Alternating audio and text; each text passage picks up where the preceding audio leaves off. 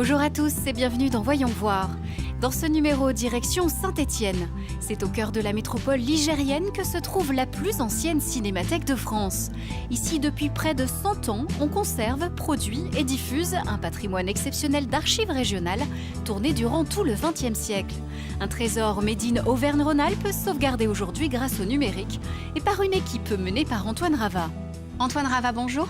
Bonjour Sandrine. Merci beaucoup de prendre le temps pour nous. On est dans un endroit incroyable, c'est ce qu'on va découvrir durant cette émission. Alors, est-ce qu'on peut déjà faire un point sur le contexte de création d'une cinémathèque et notamment celle-ci, qui est quand même très particulière? Alors la cinémathèque de Saint-Étienne, c'est une vieille dame. C'est la deuxième cinémathèque de France créée après le CPA, la Cinémathèque des Armées, qui s'était créée pendant la guerre pour filmer la Première Guerre mondiale. Et la Cinémathèque de Saint-Étienne est créée en 1922 dans une émulation entre la Ligue de l'enseignement, le ministère de l'Instruction publique et la ville de Saint-Étienne, très riche à l'époque, pour créer un pôle de ressources de films en direction de l'éducation nationale, principalement. On parle de la création. Comment est-ce qu'elle a vécu au fil des ans? C'est vrai qu'il y a quand même la Seconde Guerre mondiale, il y a eu mai 68, les années 80, et puis après on va le voir, la mutation technologique. Est-ce que la cinémathèque a failli disparaître ou non? Pendant les 60 premières années, elle assume ses fonctions de mise à disposition de films, de projecteurs, de matériel, en direction du monde scolaire et périscolaire, les amicales et autres. Il n'y a pas d'interruption. Elle est gérée par des personnels municipaux, c'est un service public, la Cinémathèque de Saint-Étienne, et ça l'a toujours été. Et elle va fonctionner, y compris pendant la Seconde Guerre mondiale, où la municipalité, depuis 1926, avait doté la Cinémathèque d'une caméra pour filmer des actualités locales. Il y a un ciné-journal qui est filmé à Saint-Étienne pendant près de 15 ans. Et ces tournages ne s'arrêtent pas. Les visites du maréchal Pétain seront filmées par la Cinémathèque en 1941 et en 1944. Donc on a tout ce suivi au fil des ans. Alors concrètement, aujourd'hui, quelles sont les missions de la Cinémathèque de Saint-Étienne? Depuis les années 80, la Cinémathèque s'inscrit dans un réseau national, voire international d'ailleurs, de cinémathèques qui se préoccupe à la fois de recueillir, conserver dans les meilleures conditions possibles les œuvres cinématographiques des cinématographies mondiales, mais aussi depuis une dizaine d'années de tout le cinéma amateur. Le CNC, qui est notre tutelle, a lancé une campagne de recueil du cinéma amateur, bon nombre de films de famille, de films de vacances, pour que ces mémoires particulières, locales, amateurs, soient conservées et diffusées. C'est généralement des choses qui dormaient au fond des placards familiaux, voire au fond des caves, et qui aujourd'hui, déposées notamment dans un service public tel que le nôtre, sont recueillies, décryptées, numérisées. On a un gros atout avec ce scanner de numérisation dont on est doté depuis 2-3 ans, qui nous permet de donner des fichiers numériques ou des DVD aux gens qui nous déposent les films. En contrepartie, ils nous autorisent des droits de diffusion. C'est aujourd'hui la logique d'une cinémathèque qui est de diffuser le plus largement possible les images de la France des années 50, 60, 70, filmées en Super 8, en 8, en 9.5, qui sont en contrepartie des images des médias ou du cinéma professionnel, un autre regard sur l'histoire du XXe siècle notamment. Qu'est-ce qu'il y a d'inédit ici, sous nos pieds? Alors, qu'est-ce qu'il y a dans une cinémathèque régionale? Il y a des images un peu rares que peuvent être des images de rugby féminin en 1929. Non. Je ne suis pas sûr que on voit les performances de l'équipe de France féminine aujourd'hui. Je ne suis pas sûr que beaucoup de cinémathèques aient des images de rugby féminin. Des images de la SSE ou pas?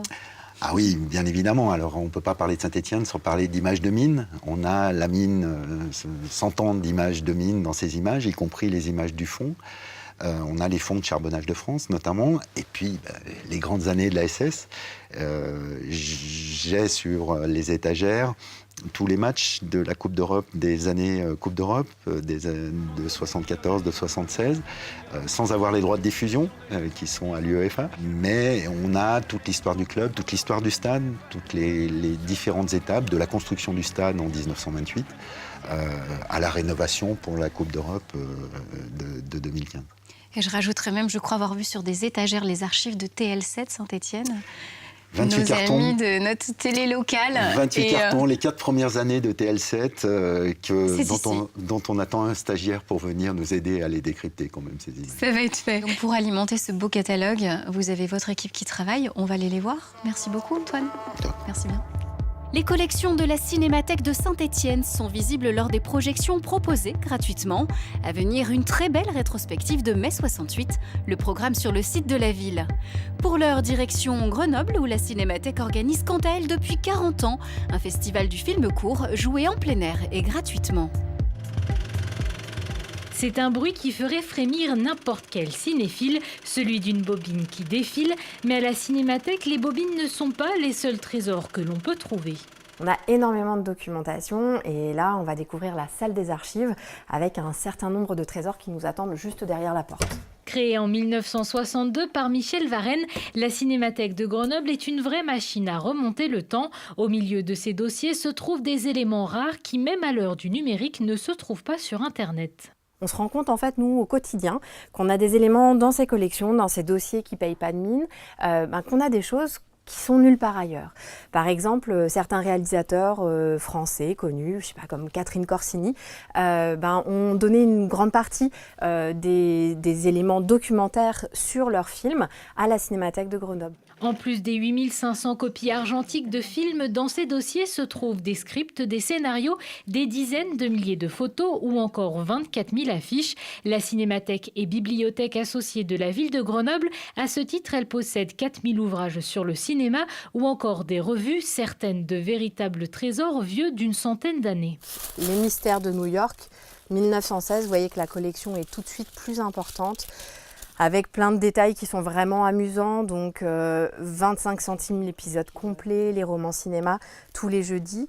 C'est une édition, on le voit bien là, 19e épisode avec tout le détail. Et encore une fois, la conservation va être extrêmement intéressante. Pour pouvoir garder une telle collection, les conditions de conservation sont spécifiques, étagères en métal, température régulée ou encore contrôle du niveau d'humidité. Un travail de conservation essentiel puisque depuis plus de 50 ans, les archives ne cessent de s'agrandir grâce à des dons en tout genre. On va dire qu'on a à peu près une fois par semaine des appels, des propositions de gens qui veulent nous proposer des revues, alors qu'on n'accepte pas toujours parce qu'on commence à avoir des collections qui sont bien étoffées, puisque au-delà de la question d'accumuler en quelque sorte toutes ces collections, il faut bien sûr les trier, les éditorialiser, les inventorier. Et ça, c'est un travail de l'ombre, encore une fois, un travail de petite fourmi qui prend énormément de temps. Un travail de préservation essentiel car encore aujourd'hui, des films tournés en numérique sont mis sur pellicule pour pouvoir être mieux conservés. Nous sommes de retour à Saint-Étienne, au programme Les coulisses de la Cinémathèque. Ici, depuis presque 100 ans, on protège les archives cinématographiques dans un format pellicule. Afin de sauvegarder ce patrimoine, tous les jours, les techniciens de la Cinémathèque numérisent et restaurent les films. Bonjour. Bonjour. Ça va Stéphanie ? Oui. Je me permets de vous embêter quelques secondes pour qu'on puisse un petit peu comprendre votre métier, plonger dans les coulisses de cette cinémathèque qui a une nouvelle machine depuis 2015. Alors, présentation, quelle est cette machine derrière nous ? Alors, la machine, en fait, nous permet de passer du support film à un support numérique, c'est-à-dire de convertir, entre guillemets, les pellicules en fichiers numériques qu'on peut ensuite... pas dégrader, réutiliser Est-ce que vous retouchez ces films? Est-ce que vous pouvez intervenir dessus? Oui, le logiciel qui est couplé à la machine, en fait, nous permet de rééquilibrer dans la mesure du possible aussi. On ne fait pas de la magie, mais on peut, souvent quand le film est un peu sombre, on essaie de redonner un peu de luminosité. Souvent, il arrive aussi que les couleurs, la chimie de la pellicule vire, donc le film est viré. C'est-à-dire qu'en fait, il y a des couches des couches successives qui font la couleur qui s'en vont. Donc il arrive très souvent que les films soient très souvent rosés, etc. Donc si la dégradation n'est pas trop importante, on arrive justement à récupérer cette gamme de couleurs, ou enfin en tout cas on essaie de s'approcher de choses un petit peu plus naturelles.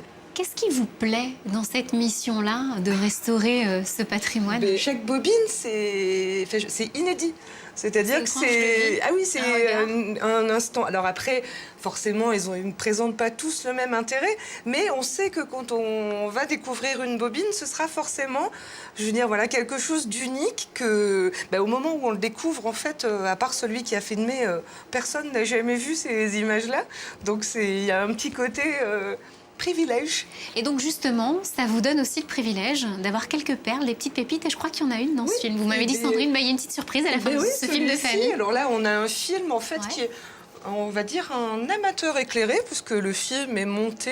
Il y a un commentaire qui avait dû être fait sur une bande à part, et puis c'est plutôt bien filmé. Alors sur des roses, c'est un monsieur qui est créateur de roses. Alors déjà, c'est pas banal comme métier, donc il nous présente la culture, la parfumerie, tout ça. Et puis à la fin, cerise sur le gâteau, on a Brigitte Bardot, dans les années 60, qui est présente à la fête des roses de la Colle-sur-Loup, et on lui remet, je crois, une rose à son nom qui doit être la rose Brigitte Bardot. Mais à vérifier du coup si c'est bien cet événement-là. Mais en tout cas, on a Brigitte Bardot qui apparaît belle et jeune, souriante. Donc c'est assez rigolo. Donc là, du coup, ça rejoint on quitte le cinéma amateur et qui fait un clin d'œil au cinéma professionnel. Donc voilà, c'est aussi là aussi, par exemple, ces images-là de Brigitte Bardot qu'on a vues dans le monde entier, cet instant précis, il est vraiment inédit. Unique. Merci. C'est ça qui est chouette. Merci Stéphanie. De rien, je vous en prie. Merci. Une fois les films numérisés, viennent les dernières étapes, le titrage et la mise à disposition des formats numériques.